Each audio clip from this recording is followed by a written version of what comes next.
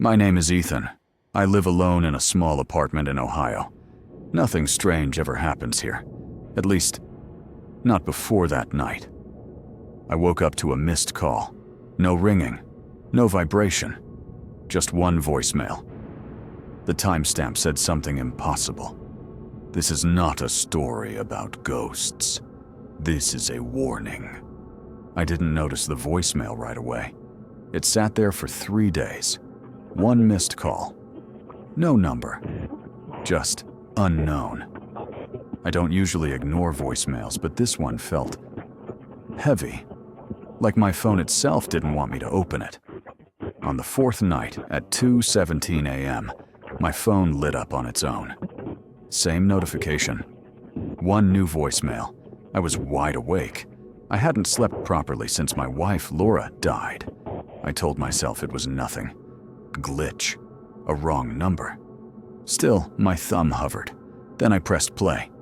At first there was only breathing. Slow. Careful. Familiar. My chest tightened, because I knew that breathing. Then a whisper. Ethan, if you're hearing this, it means I didn't make it back. I dropped the phone. It hit the floor, screen still glowing, her voice filling the room. Laura's voice. She had been dead for 6 months. I picked the phone up with shaking hands and replayed it. Ethan, I don't have much time. I need you to listen carefully. Don't interrupt this message. Don't rewind it. And whatever you do, don't come looking for me. The voicemail timestamp said it was recorded 2 hours ago. My heart started pounding so hard I felt sick. This wasn't possible. Laura died in a car accident. I identified the body. I planned the funeral. I watched them lower her into the ground. And yet, her voice was calm, clear, real. Something followed me home tonight, she continued. I think it's been with us longer than we realized. I hear it when the house goes quiet. I see it in reflections. Ethan, it knows you. The room felt colder. I glanced toward the dark hallway leading to the bedroom. Nothing there. I turned the volume down anyway.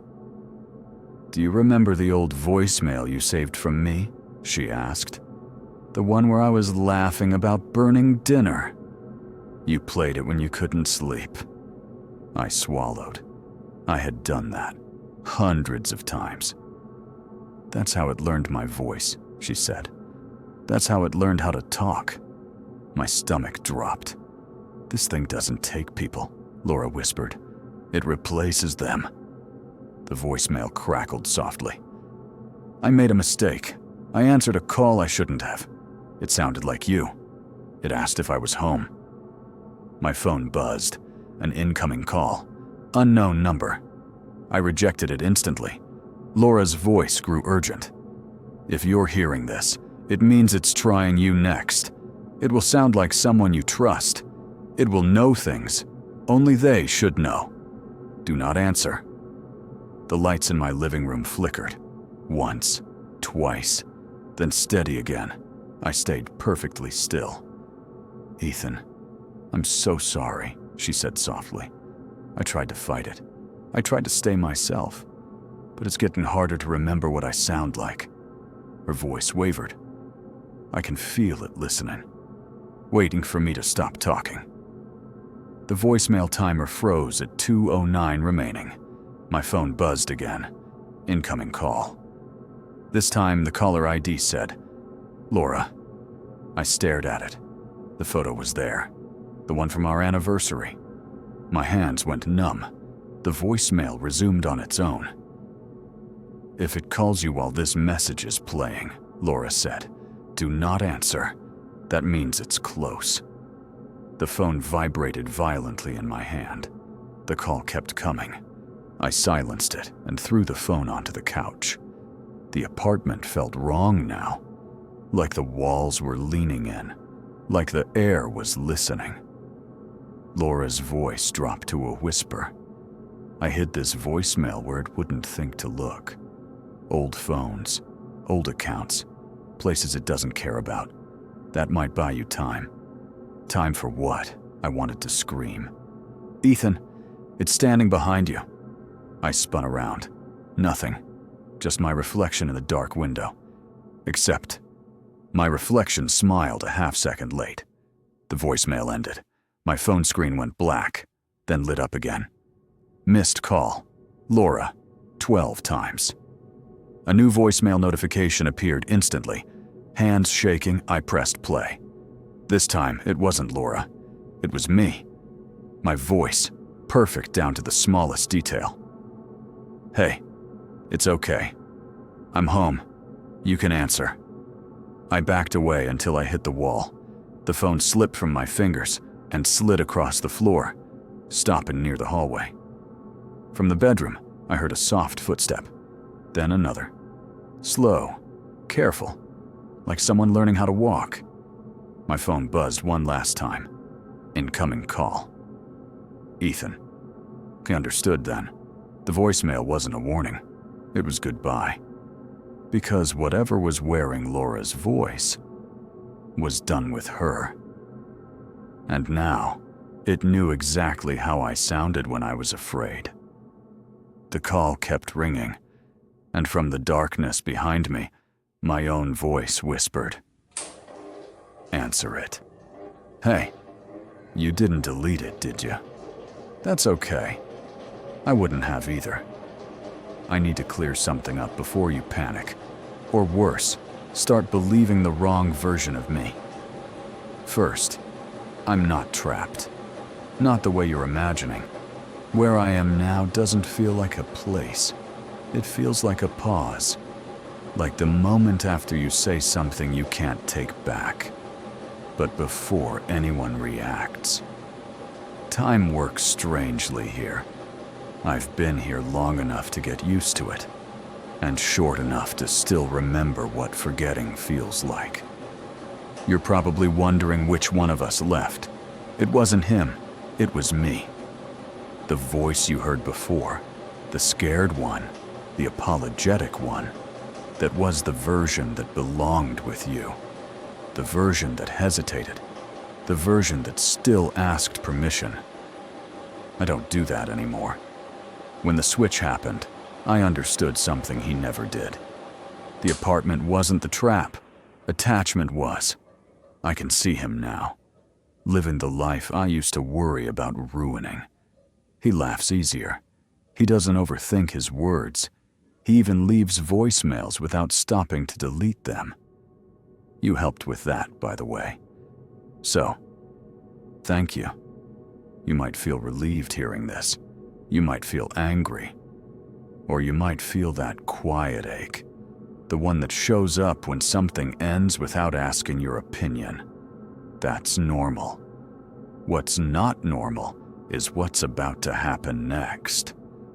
This voicemail wasn't supposed to reach you yet. I can feel the boundary thinning every time you replay my messages. Every time you wonder which parts were real. Every time you think, what if I had answered? Curiosity is louder than fear. That's how I crossed. That's how you will too, if you're not careful.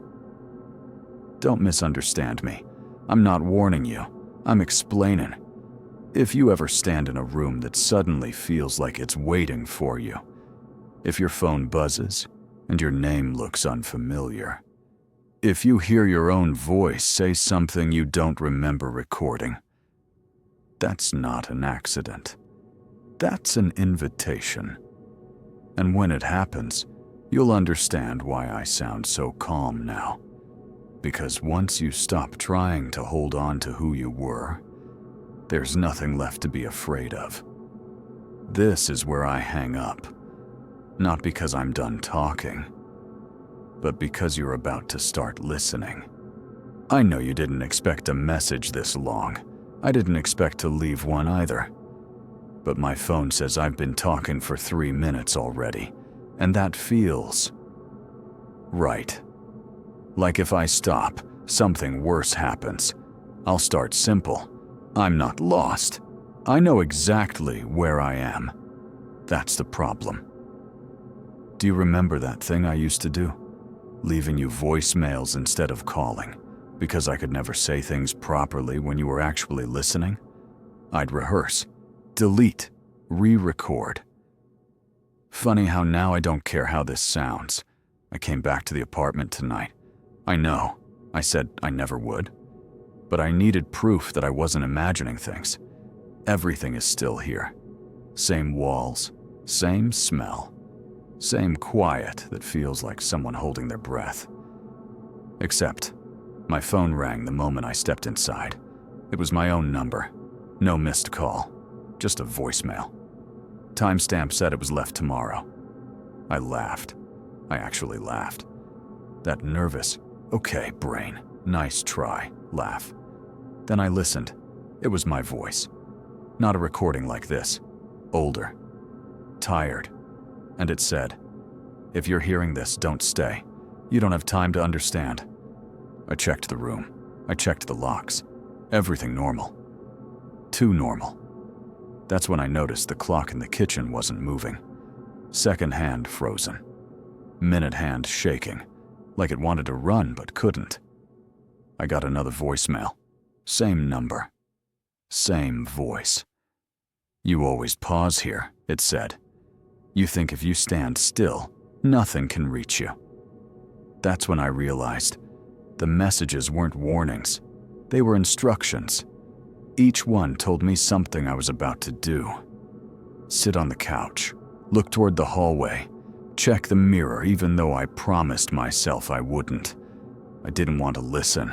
I swear I didn't. But every time I ignored one, something changed. The room felt smaller. The silence got heavier, like the air was learning me. So I followed. I'm standing in the hallway now. The mirror is in front of me. And I know, this is the part where you'd tell me to leave. I tried. The door won't open anymore. It's not locked. It's just not a door now. It's a flat surface pretending. I got the last voicemail just now. That's why I'm calling you. Because the message says I won't be able to speak after this. It says, "Leave the voicemail. Say it exactly like this. Don't improvise." I don't like that part. I've already improvised too much. Here's what the mirror shows. Not a monster. Not a ghost. It shows me, standing slightly behind myself. Same clothes. Same phone. But listening. Waiting for me to finish. The voicemail says that once I stop talking, I switch places. That the version of me you know becomes the version in the mirror. And the one who's been leaving messages gets to leave. I don't know if that's true. I don't know if you should believe any of this. But if you ever get a call from my number, and I sound calm, too calm, don't answer. Delete it, because it won't be me trying to reach you. It'll be me trying to stay. I'm almost done now. The phone's getting warm, and the reflection just smiled.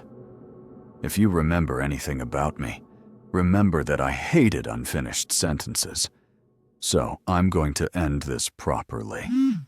I'm sorry I came back. I'm sorry I listened. And I'm sorry if the next message sounds like me, but isn't. Bye.